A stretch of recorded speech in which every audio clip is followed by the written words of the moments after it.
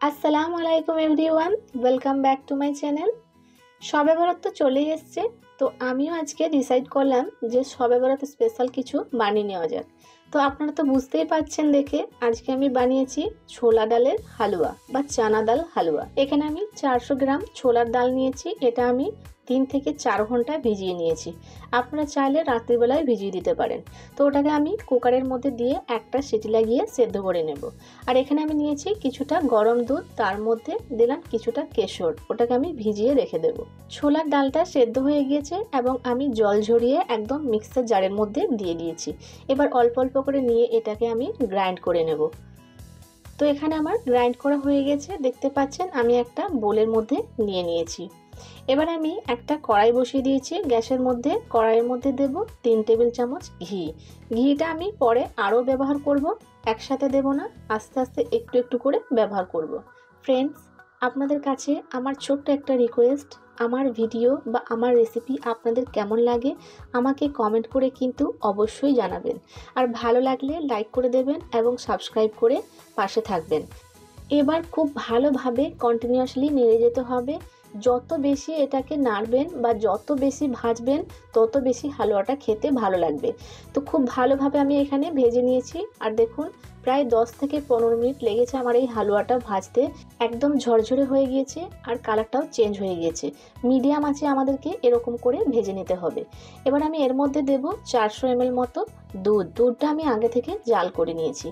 এবার দুধ দেওয়ার পর আবারও খুব ভালোভাবে নেড়ে যেতে হবে। নাড়া বন্ধ করলে কিন্তু হবে না, তাহলে কিন্তু নিচে লেগে যাবে। আর লেগে গেলে কিন্তু হালুয়া খেতে একদমই ভালো লাগবে না। তো এখানে আমি স্পিডটা একটু বাড়িয়ে দিয়েছি যাতে করে আপনাদের দেখতে সুবিধা হয়। তো এভাবে আমি ঘন ঘন নেড়ে কিন্তু হালুয়াটাকে টেনে নিচ্ছি। তো এবার আমি এর মধ্যে দিয়ে দেবো 3টে ছোট এলাচ, এখানে আমি থেতো করে নিয়েছি। আর যে কেশরটা আমি ভিজিয়ে রেখেছিলাম দুধের মধ্যে, সেটা আমি এখানে অ্যাড করে দিচ্ছি। কেশরটা দিলে কালারটা খুবই সুন্দর হয়। যদি আপনারা চান যে এটা স্কিপ করবেন তো স্কিপ করতেও পারেন, বা কোনো ফুড কালারও ব্যবহার করতে পারেন। তো এবার আমি খুব ভালোভাবে নেড়ে নেব যাতে করে হালুয়াটা টাইট হয়ে যায়। এবার খুব ভালোভাবে কন্টিনিউয়াসলি এরকম নেড়ে যেতে হবে, বন্ধ করলে হবে না। একটু হাতে হয়তো লাগে, কিন্তু এভাবেই নেড়ে যেতে হবে। এখানে আমি দিয়ে দেব আরও 2 টেবিল চামচ মতো ঘি। ঘিটা আমি বলেইছিলাম যে আমি মাঝে মাঝে অ্যাড করব, একসাথে দেব না। এবার খুব ভালোভাবে মিশিয়ে নেব এবং খুব ভালোভাবে নাড়াচাড়া করতে হবে যাতে করে ঘিটা পুরো ডালের সাথে ভালোভাবে মিশে যায়। যত বেশি নাড়বেন হালুয়াটা খেতে কিন্তু ততই ভালো লাগবে। এখানে আমি দিয়ে দিলাম 2 কাপ মতো চিনি, মানে এখানে আমি 400 গ্রাম চিনি দিয়েছি। আমি 400 গ্রাম ডালের জন্য 400 গ্রাম চিনি ব্যবহার করেছি। মিষ্টিটা আপনারা চাইলে কম বেশি করে নিতে পারেন। যদি কম মিষ্টি খান তাহলে এর থেকে কম দিলেও হবে, তবে হালুয়াতে মিষ্টিটা ঠিকঠাক না হলে খেতে অতটা ভালো লাগে না। তো চিনি দেওয়ার পর দেখছেন হালুয়াটা কিন্তু অনেক নরম হয়ে গেছে। তো এবার আমি এখানে দিয়ে দিলাম আরও কিছুটা ঘি। ঘিটা দেওয়ার পর এবার ফ্লেমটাকে একটু হাই করে দিতে হবে। তারপর খুব ভালোভাবে নেড়েচেড়ে মিশিয়ে নিতে হবে।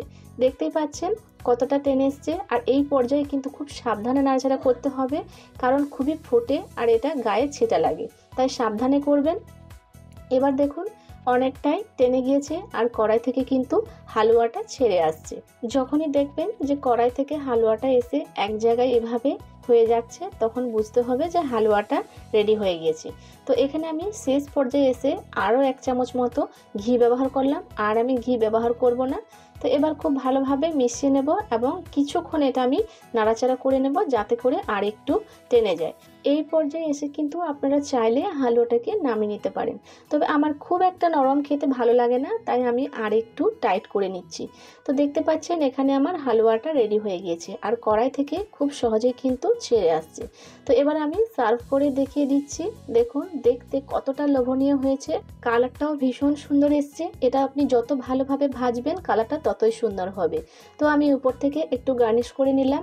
তো বন্ধুরা, আজকের রেসিপিটা আপনাদের কেমন লাগলো অবশ্যই আমাকে জানাবেন। আর ভিডিও ভালো লাগলে অবশ্যই একটা লাইক কমেন্ট করে দেবেন এবং সাবস্ক্রাইব করে পাশে থাকবেন। আপনারা সবাই ভালো থাকবেন, সুস্থ থাকবেন। আজকের মতো এখানেই, আল্লাহ হাফেজ।